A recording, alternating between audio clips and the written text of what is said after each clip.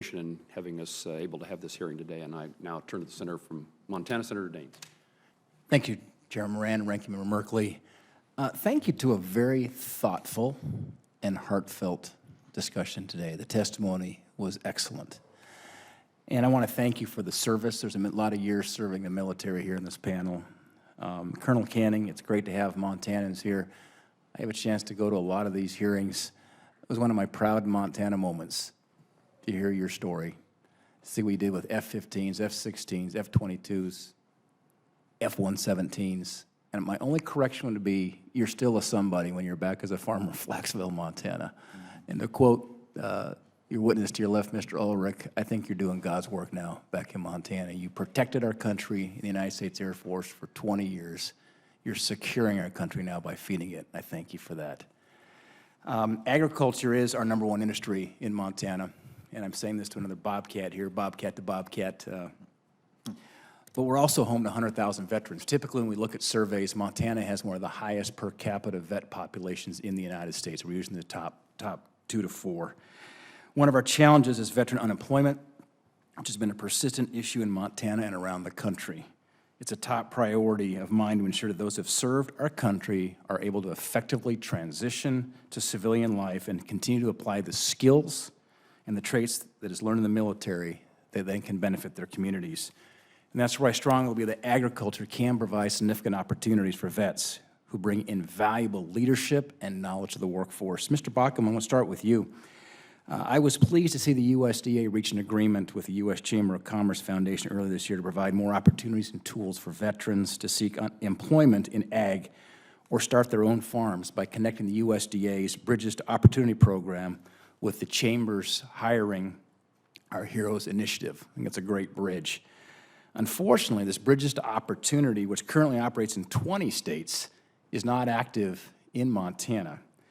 I sent a letter to Secretary of Vilsack earlier this year urging the USDA to expand this program into Montana, ensure that Montana vets interested in ag have access to every tool available, including Bridges to Opportunity.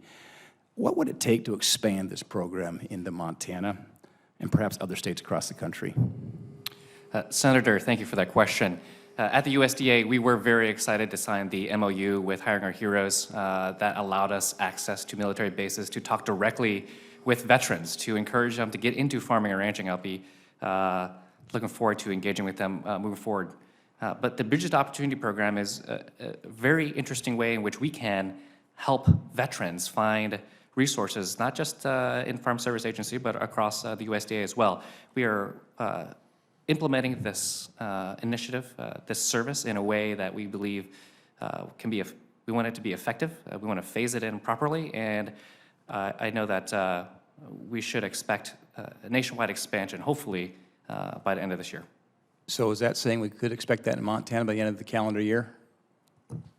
Senator, I believe we are working towards launching this nationwide very soon. Okay, I look forward to work with you further on that. Love to add Montana as a 21st state if that's possible here this year. And thanks for your support of that program. I'd like to see it certainly expanded in our state as well. I want to switch over to Colonel Canning. In your testimony, you highlight several programs within the USDA that were helpful in your own personal transition as a fourth-generation farmer to civilian life after your time in the Air Force, 20 years outside of Montana coming home.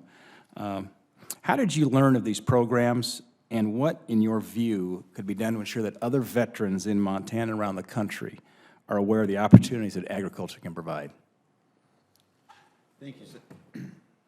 Thank you, Senator.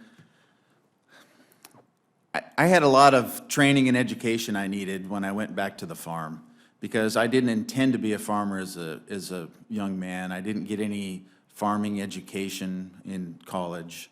And I had no experience in farm management. So one of the first places that I went to, Senator, was the local Farm Service Agency office in Daniels County. And as Mr. Bauckham has previously said, that they are a great resource to any beginning farmer, whether they be a veteran or not.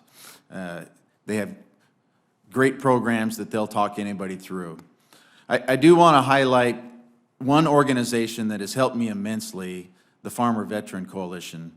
And I'm here today with a few other members of the Farmer Veteran Coalition who made trips from West Virginia and Virginia to sit in on this hearing.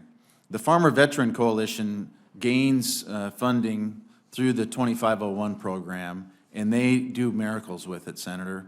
They really spread the word on all of the resources that are available to veterans, whether they be USDA programs or commercially available programs. It's an outstanding organization that really carries the banner for all veterans who are getting established in agriculture.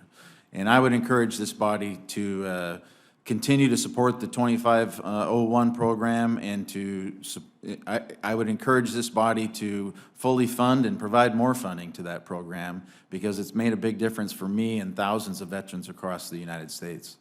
Thank you, Colonel Canning. Senator from Montana, Senator Tester. Yeah, thank you, Mr. Chairman, and thanks for plugging our bill. Hopefully we can get some more co-sponsors on that bad boy. I want to thank you all for